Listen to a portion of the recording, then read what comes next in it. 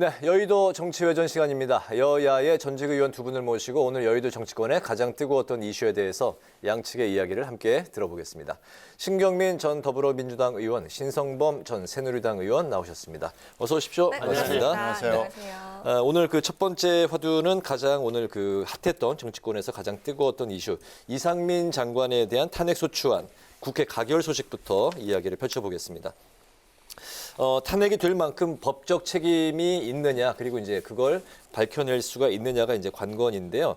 국회 이제 법사위원장이 탄핵 심판에서는 이상민 장관의 헌법과 법률 위반 사실을 입증을 해야 되는 역할인데, 현재 법사위원장은 이제 여당의 이제 김도읍 이제 위원장이고, 이제 소추위원, 그러니까 검사 역할을 맡아야 되는 건데, 그렇기 때문에 현재 그 반대 입장을 표하고 있는 김도읍 위원장, 그리고 이제 국힘이기 때문에 과연 그 법사위원장이 적극적으로 이 역할을 수행을 하겠느냐, 이 이야기가 나오고 있습니다. 이 부분부터 두 분의 이야기 들어볼까요? 어떻게 보십니까?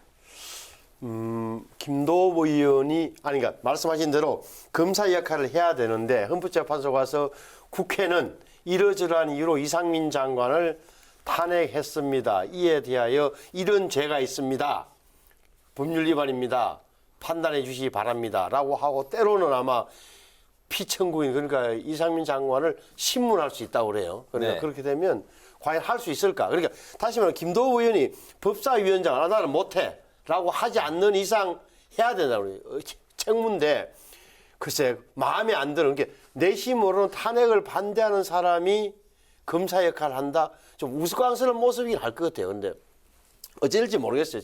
제가 보기에는 오히려 주목해야 될 대목은 두 개다. 첫째는 그 과연 우리 헌법의 규정을 잘 봐야 되는데 대통령이나 이제 국무위원이 직무 집행에 있어서 헌법이나 법률을 위배한 때는 국회가 탄핵을 소추 의결할 수 있다. 이렇게 해야 돼요. 소추를 의결할 수 있다. 이게 헌법 65조 조항이에요. 네. 따라서 이상민 장관이 과연 헌법과 법률을 위배했느냐가 법률적 시각에서 보면 쟁점이 될 것 같은데 제가 보기에는 9명의 헌법재판관이 적어도 6명 이상이 찬성할 가능성은 제가 보기에 별로 없어 보인다는 하나. 두 번째는 그 탄핵 결정의 시점이 될 텐데 지금 봐서는 제가 보기에는 지난번에 임성근 부장판사가 8개월 이상, 8달 이상 걸렸거든요. 그러면 지금 봐서는 만일에 이렇게 김도읍 의원이 위원장이 빨리 서류를 송달한다 하더라도 8개월이라 하면 지금 올해 10월 달, 겨울 될 테고 지금 봐서도 지금 헌법재판소 재판관 두 분이 3월, 4월에 임기가 만료된다 그래요. 그러면 다 채워넣으려면 9명이 되려고 그러면 저도 이 인사청문회 거치면 5월, 6월 달 될 텐데 그 9명이 다시 재판해가지고 판결될 때까지는 잘못하면 해를 넘길 수도 있다 이래 보이죠. 법률상으로 8개월 안에 결정을 물론 내려야 이제 되는 거죠. 아니 이게 그 6개월인가 아마 그렇게 180일 안에 돼 있을 때는 186개월이요? 한번 잘 안 지키더라고요.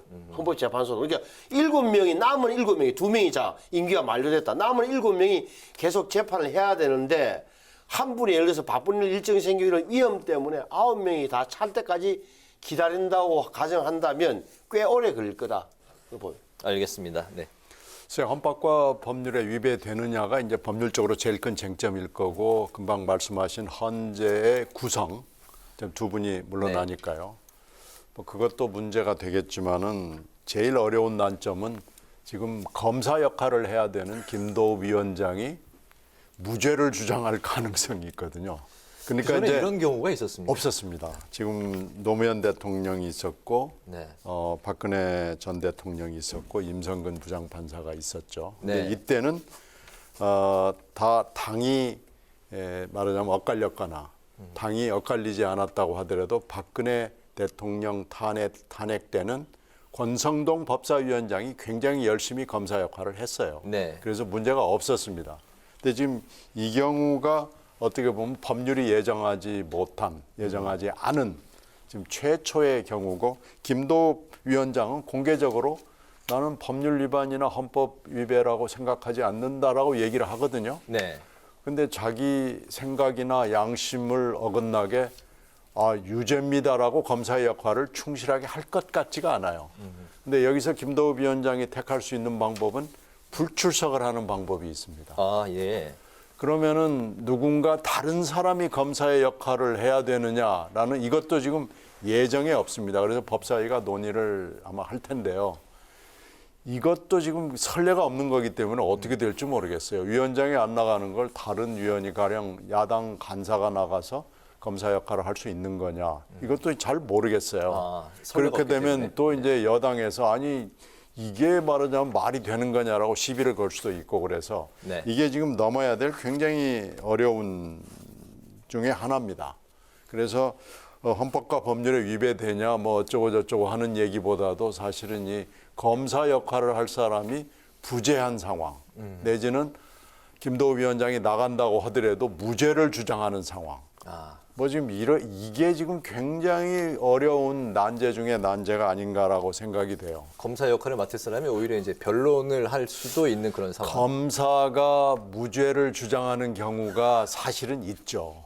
있는데 아주 예외적인 경우에 아주 정말로 예외의 예외적인 경우가 있긴 있습니다만은 검사는 그런 거 하라고 있는 게 아니거든요.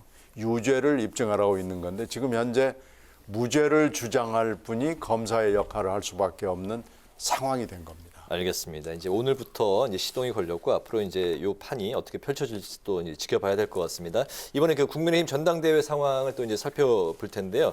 어제 나경원 전 의원과 이제 김기현 의원이 연대라고 이제 해석이 되는 그런 만남을 가졌습니다.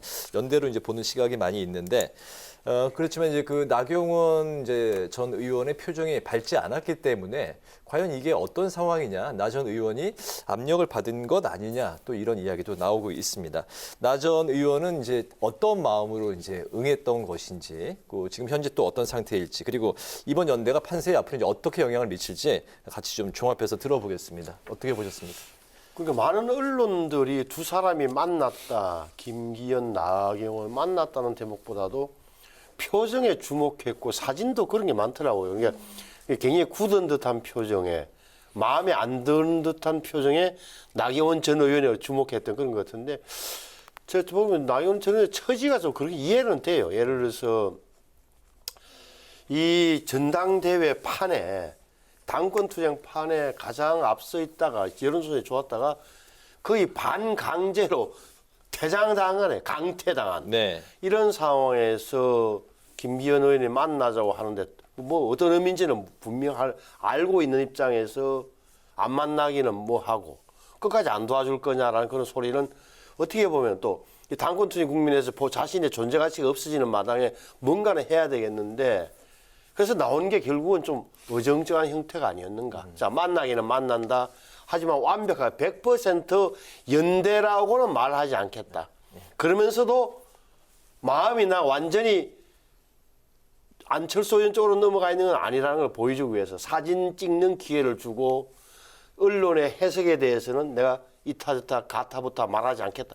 이 정도에서 정리한 거 아닌가. 제 눈에는 그렇게 보이더라고요. 지지한다는 이제 워딩은 구사하지 않았는데 이번 뭐 역할은 또 하겠다라고 또 이야기를 했습니다. 어저께 취재를 했던 기자들 얘기를 들어보면은요. 네. 식당에서 나와서 회견을 하는 동안 실 같은 미소라도 지어준 것을 한 카트라도 1초라도 있으면 쓰고 싶어가지고 계속 몇 번을 리플레이해서 봤다고 그래요. 근데 없었다는 겁니다. 네. 그리고 김기현 의원이라는 김이라는 얘기라도 좀 한 게 있으면 좋겠다고 그래서 찾았는데 없었다는 거예요. 네. 무슨 얘기냐면은 나경원 의원은 사실 지금 중환자실에서 집단 린치를 받은 뒤에 중환자실에서 치료 가료 중인데 그 가료 중인 환자를 막 팔다리 끌고 와가지고 세워놓은 거거든요. 웃을 수가 있겠어요. 중환자가 지금 온몸이 아파가지고 지금 뭐 지금도 화면에 나가고 있네요. 네, 안 아픈 데가 없을 거예요. 저게 환자지. 저 사람이 지금 아이고 뭐 저를 때린 사람을 용서해 주시고 지금 이 얘기를 하고 싶겠어요. 네. 그러니까 중간에 또 이제 강릉까지 갔다가 네, 이제 또 오갈 앞에 온 거죠. 데가 지금 없는 골목길, 막다른 골목길에서 지금 끌려 나왔는데 지금 안철수 의원도 똑같은 식으로 집단 린치를 받아가지고 지금 중환자실을 가는 걸 거부하고 지금 돌아다니고 있는 거 아니겠어요. 근데 안철수 의원이 지금 색깔론까지 막 윤핵관들이 하고 있기 때문에 안철수 의원 쪽에 갈 수도 없어요. 근데 안 나오면은 맞네, 반윤회, 수계 맞네. 지금 이렇게 되거든요. 네. 이거 안철수 의원 쪽에 갈 수도 없고 지금 길은 외길로 김기현 의원을 지지할 수밖에 없는 상황인 거죠. 그런 상황에서 지금 왔는데 결국은 이게 또 지금까지 나경원 의원의 속성이나 본질하고 또 맞아요. 나경원 의원은 항상 양지를 지향하는 사람이기 때문에 뭐 맞아요. 그러니까 어쩔 수 없는 거죠. 그러니까 이제 어저께 같은 그런 총선 그리고 윤 정부의 성공 이 두 가지를 말하자면 명분으로 내세우고 나온 거죠. 안쓰럽죠. 네. 정말 안쓰럽다는 느낌을 지울 수가 없습니다. 알겠습니다. 자, 이어서 그 당대표 적합도 여론조사 결과를 보도록 하겠습니다. 먼저 안철수 의원이 오차범위 내에서 우위인 여론조사 결과도 있지만요. 같은 날에 그 리얼미터에서 실시한 그 여당 지지층을 대상으로 한 여론조사에서 김기현 의원이 오차범위 밖에서 안철수 의원 앞서면서 그 우위를 차지를 했습니다. 자, 이 결과 어떻게 보셨습니까? 지금 그런 여론조사가 지금 딱 하나 나왔습니다. 근데 지금 거의 비슷한 시기에 한 여론조사 보면 또 그렇지도 않아요. 그래서 앞으로 여론조사의 추이를 더 봐야 되는 거고요. 지금 이걸 노린 거 아니겠어요? 안철수 네. 의원은 뚝 떨어지고 김기현 의원은 쑥 올라가고 지금 딱 입맛에 맞는 여론조사가 하나 나온 거죠. 근데 이걸 이렇게 쭉 추이를 보면 지금까지 이렇게 여러 사람들을 집단 린치해서 중환자실로 다 이송을 할 수밖에 없는 상황이 된 건요. 김기현 의원의 무능, 비호감, 역량 부족입니다. 이 정도로 세계 방방곡곡이 다 알도록 윤심은 김기현한테 있다는 게 알려졌으면 지금쯤 여론조사하면 모든 여론조사가 55 내지 60이나 70까지 나와야 됩니다. 근데 지금 안 나왔거든요. 그러니까 지금 계속 때려 눕힐 수밖에 없는 상황이 된 거죠. 네. 네. 제 눈에는 글쎄 저는 좀 다르게 이제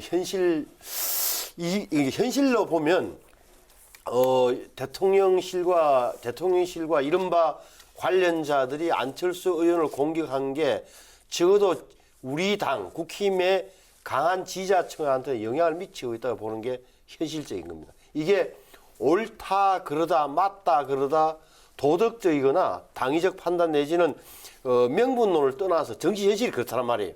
다시 말하면 뭐냐?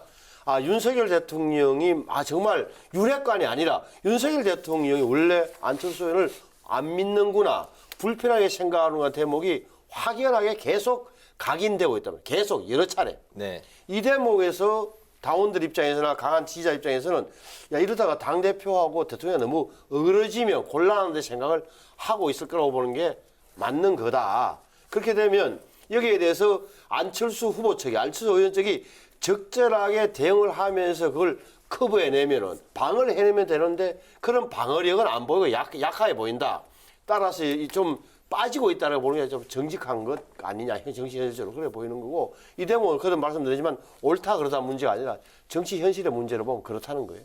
네, 알겠습니다. 어쨌든 그 김기현 후보가 이제 45.3% 이 지지율까지 일단은 좀 올라간 그 여론조사가 하나 나왔습니다. 그 예비 경선 여론조사가 이제 오늘 내일 실시가 되고 이제 모레 4명이 이제 컷오프를 통과하는 이제 후보자가 나오게 되는데 이런 상황에서 이제 변수가 이제 크게 등장을 했습니다. 천하람 후보가 이제 등장을 했는데요. 김기현 후보, 안철수 후보에 이어서 이제 3위를 기록하는 이제 여론조사들이 여러 개 나와 있고 어떤 데서는 이제 김기현, 천하람 소수점까지 이제 동률인 그런 여론조사도 났습니다. 천하람 후보의 이제 초반 돌풍 이제 상황인데 앞으로 이 돌풍이 더 커질 것인지 더 약진할 가능성이 있을지 두 분은 어떻게 보십니까? 우선 천하람 돌풍이라고 아직은 돌풍이라고 표현하기는 뭐하지만 뭔가 있다. 이 뭔가는 뭐냐? 이준석이다. 우리 쉽게 하면 네. 뒤에 다 배후라고 합시다. 배후에는 이준석 전 대표가 있다. 어떻게 된 거냐? 자, 대표 후보로 천하람, 최고위원 후보로 김용태 허나 의원, 김용태 전 최고, 그다음에 청년 최고위원회 이기인, 이 4명이 이준석 파가 스크럼을 짜고 등장했다. 이준석 대표의 노림수는 뭘까? 당내에서 적어도 자기가 대표되고 언저리에 입당했다는 수도권의 젊은 층을 추동시켜서 뭔가 지분 내지는 존재를 확인하려고 하는 거다라고 네. 본다면 상당히 효과적인 수단이 되고 있는 거죠. 그래서 4명을 자른다죠. 내일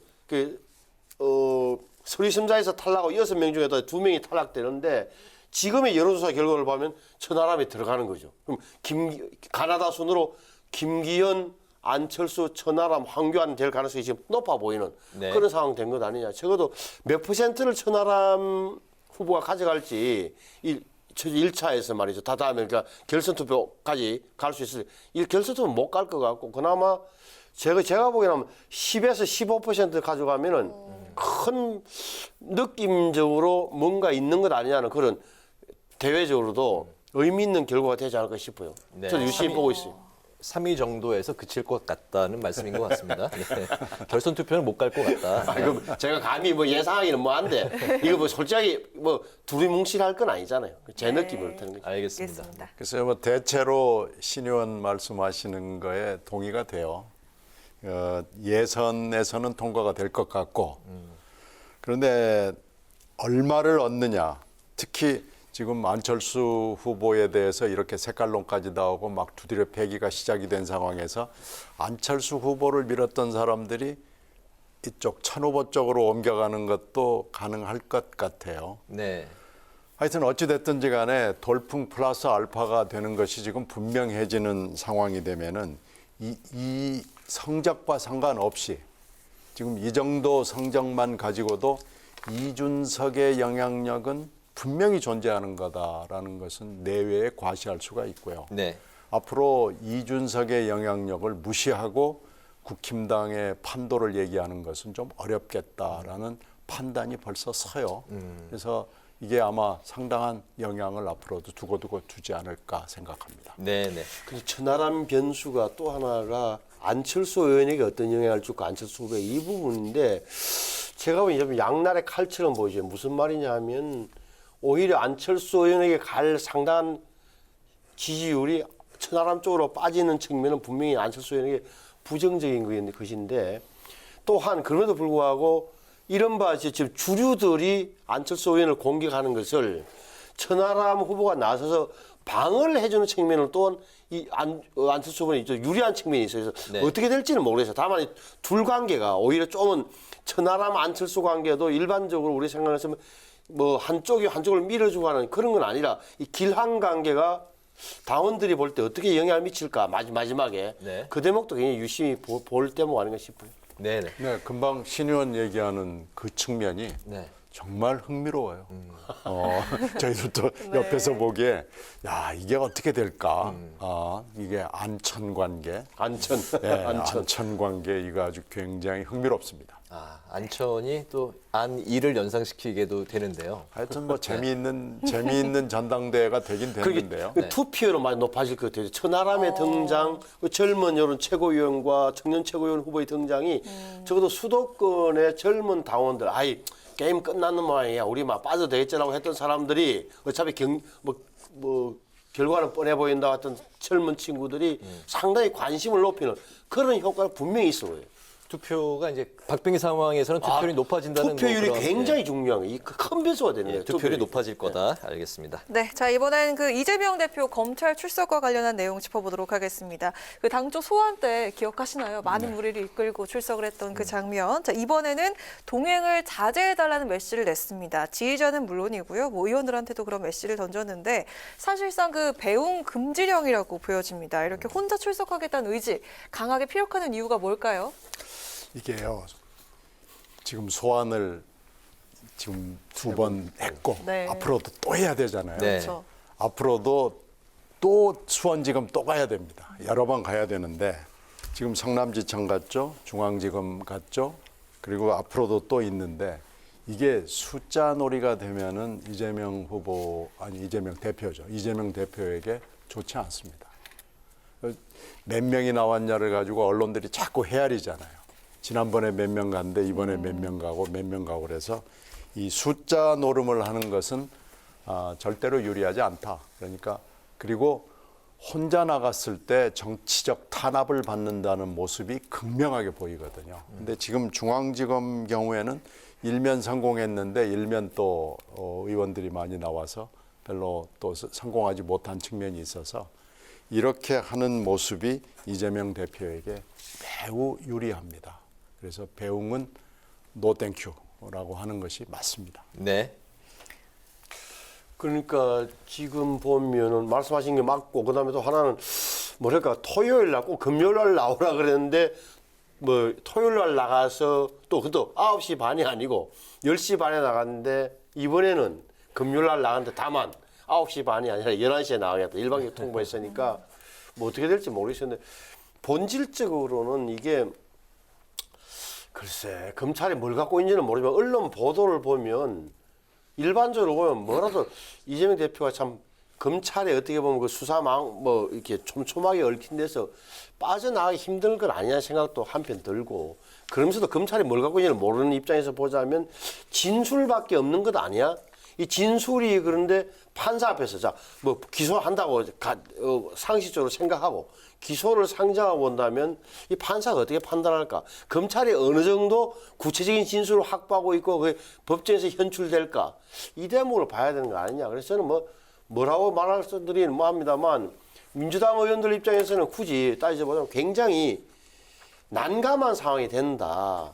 기소되면 다음 80조 되면 어떻게 될지 그 문제가 또 나올 테고 네. 기소된 당 대표가 공직권을 행사할지 안 할지가 현역 의원들이나 정치 지망자 입장에서는 가장 큰 관심사일 거다. 그러면서 제가 보기에는 민주당의 내상이 아무리 뭐 단단하게 방어한다 하더라도 내상은 좀 깊어지는 것 아니냐 그런 생각이 들어요.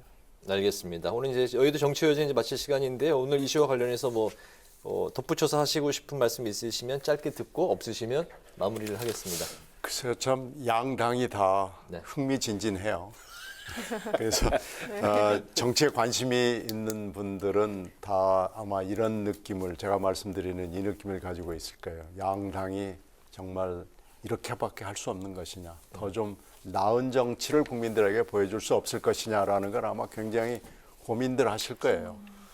정치에 몸을 담고 있는 사람으로서 죄송하다는 말씀을 하지 않을 수가 없습니다. 신 의원님이 지금 그 한복판에 다시 들어가신다면 나는 좀 더 잘할 수 있을 텐데 이런 생각도 드십니까? 조금 다르게 했을 것 같기는 해요. 네. 그래서 지금처럼 가는 건 저는 전혀 바람직하지 않다. 양당이 다 마찬가지입니다. 알겠습니다. 어떻게 뭐 덧붙이실 말씀 있으시죠? 없습니다. 그래서 다만 이제 이게 항상 이 정치 현실과 이상이 좀 뭐 차이가 날 수 있는 대목은 분명히 있는데 이번에 현재 이루어지고 있는 이런 대치 상황과 이런 국면 자체는 좀 보기 드문 거다.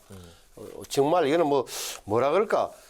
뭐 우리가 정치 현실을 아무리 인정한다 하더라도 정도를 지나친 대목에 대해서는 국민들이 이미 좀 등을 돌리고 제가 보기엔 별로 관심이 없는 것 아니냐. 아침에 제가 뭐 지하철 타고 다니면서 보면 일반적으로 보면 정치 뉴스를 안 보고 다른 걸 본다는 느낌을 강하게 받아요. 그러니까 우리가 아무리 이야기해도 뭐 이상민이 어떻고 이재명이 어떻고 하더라도 제가 보기에는 별로 관심을 안 기울이는 듯한 그런 느낌은 매일 받고 있어요. 알겠습니다. 여의도 정치회전 이제 마치겠습니다.